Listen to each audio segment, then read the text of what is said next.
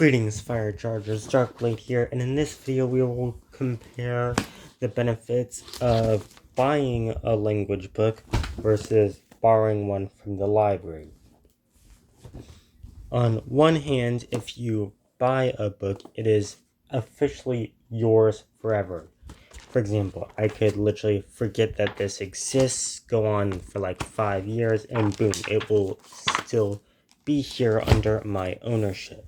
Whereas this, I have like, if I get my renews right, I could probably keep it for about a couple of months. Then I have to return them and eventually I have to re-borrow them if I am not done.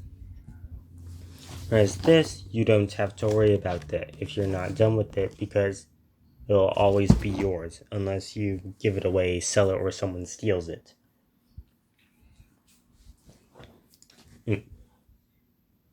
And this also, another thing to take into consideration is that buying costs money and permanently takes up space. Then again, this room is the size of this room. I don't think one book is that much of a space commitment. Whereas these are for free and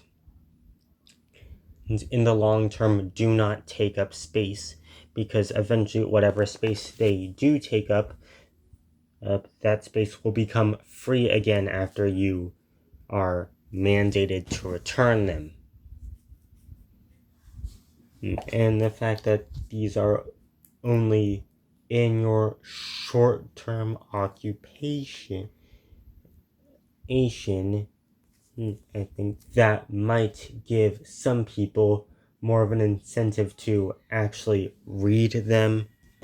Though this has not worked well all that much in my case. And also, the act of physically going back to the library gives you more opportunities to touch grass. And you can, and play Pokemon Go and do other stuff. Whereas this, there's no reason.